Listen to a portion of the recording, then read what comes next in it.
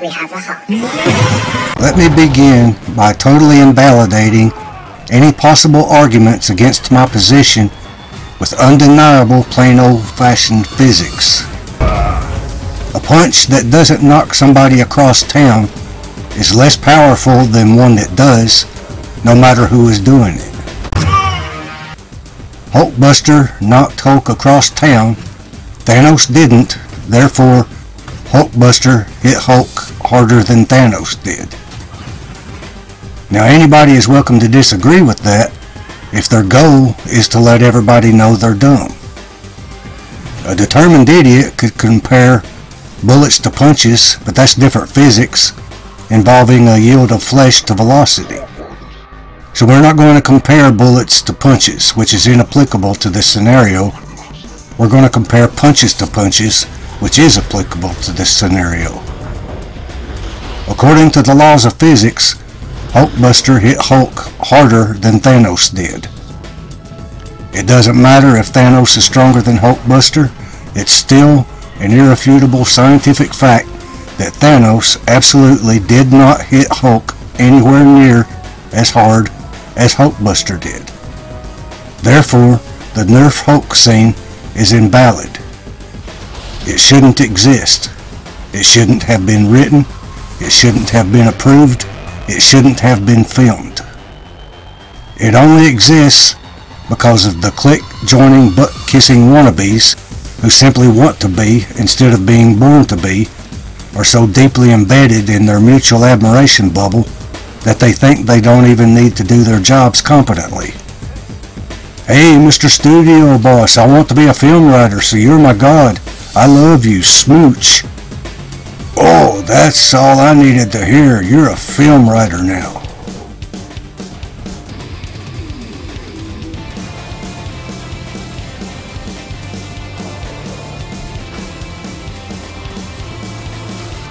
Well, they could probably get away with that if there weren't so many born-to-bes who got shut out only because click-joining and butt-kissing doesn't come as naturally to them as it does to the wannabes. So we get this. The unqualified get in, the qualified don't. The qualified just end up bitching about the incompetence of the unqualified who are occupying our rightful positions. But you know what? You're going to hear it. You are going to hear these complaints whether you like it or not.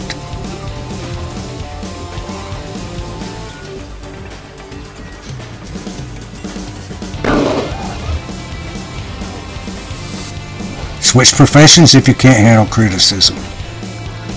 Can you imagine what it's like to see inferior creators higher up in the profession?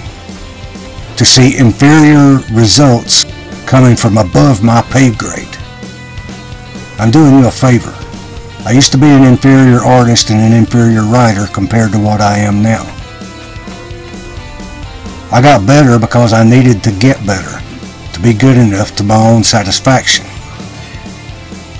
I got praise for my talents at a young age, but since I was treated like shit by the people whose job it was to tell me what to think of myself, I felt unworthy of the praise I got.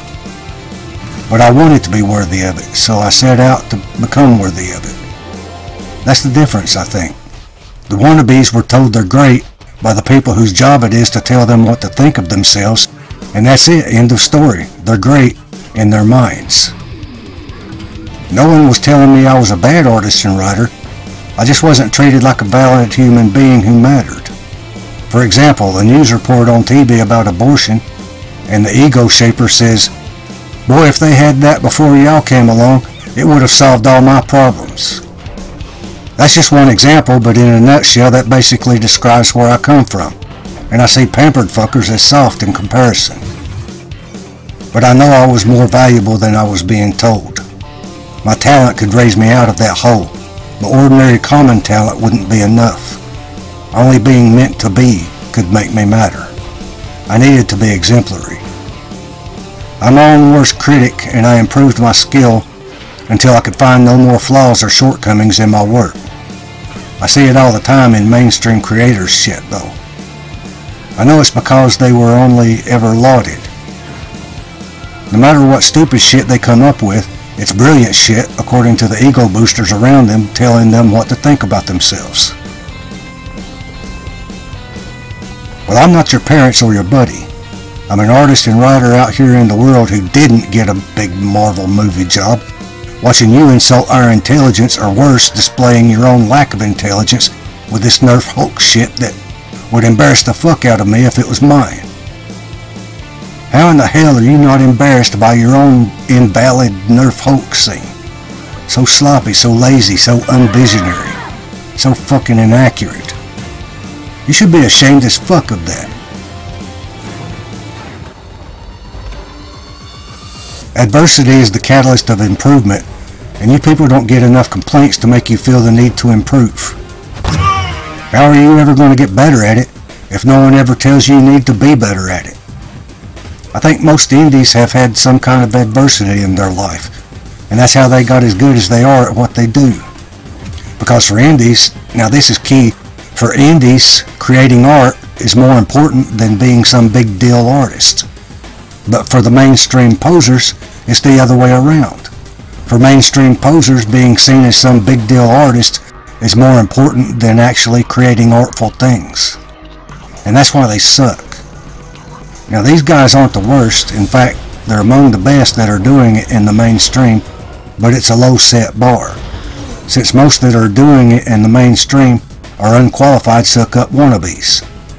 So, compared to the rest of the unqualified suck-up wannabes, they're pretty good, near the top I'd say. Among the best of the incompetent hacks. But you know, the best incompetent hacks are still incompetent hacks. I'm on your side, imposters. I want to help you. I want to help you become legit. I give you adversity to help you improve, kind of like tough love, or a kick in the pants. So now, for your own good, let me show you how to do your damn job.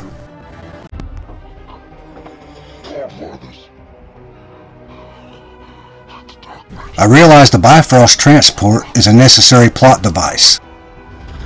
It could lead to the plot point of him landing on Earth, which needs to happen only if he's near Earth and close enough that the amount of time he spends in the cold airlessness is within his tolerance capacity.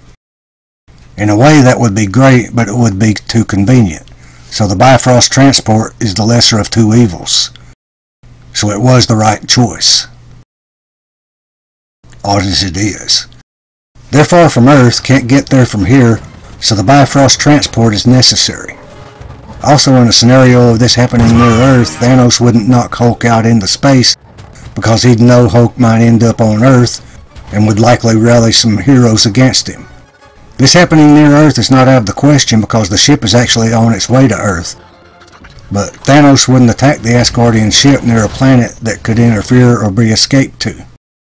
And out here in the middle of nowhere, if Thanos knocks Hulk out into space, he'd assume that's the end of the fight. He won by use of his brains more than his fists. And that's what's going to happen in my repair of the invalid Nerf Hulk scene.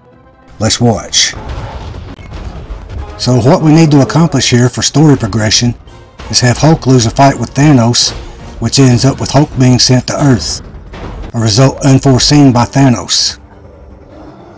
It would be convenient if Earth was nearby, but it would be too convenient because Thanos would be mindful of how important it is for some hero to not go to Earth and warn the inhabitants of what he's doing here.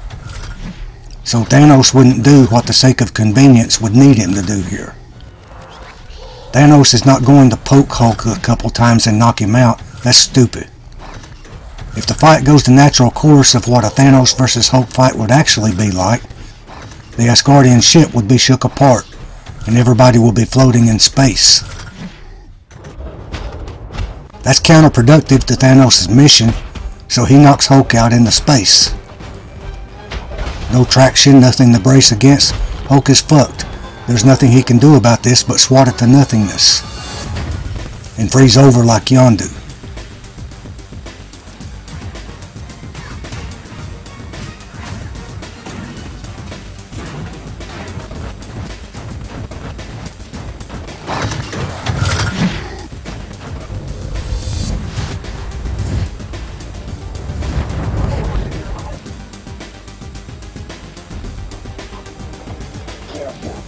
Now that we've done Thanos vs. Hulk correctly for the incompetent, unqualified posers invalidly occupying my chair, we can hand it back over to Heimdall, who can still do what he did exactly as he did it. He needs to do it to get Hulk on Earth to progress the story. And I did it without nerfing Hulk.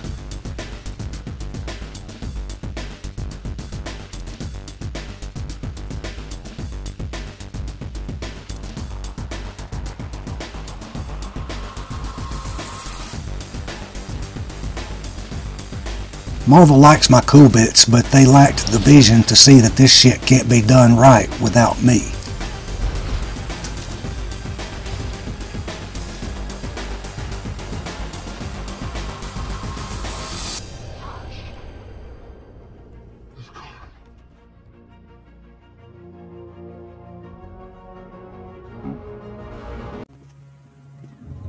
Hey, Tony.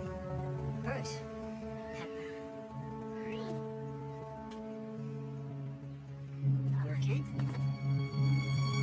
I don't want to stop the inevitable implosion of the mainstream, which has already begun. It's a natural progression that's meant to be.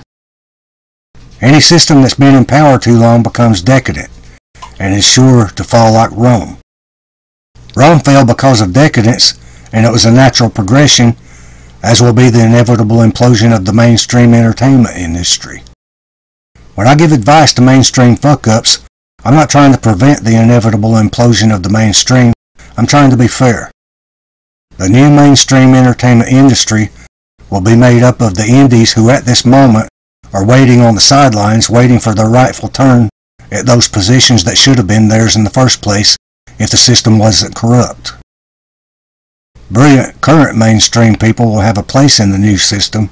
The notorious dumb shits will have to find another profession. These Infinity Saga people have come up with some brilliant shit to balance out certain stupid shit they're also responsible for. So I'm telling them that the new indie system that will replace this current decadent system will have higher standards, and if they want to fit in with the system occupied by the indies that they know are better than them, they're going to have to raise their standards. No more of this Nerf Hulk shit. Do better. Be better.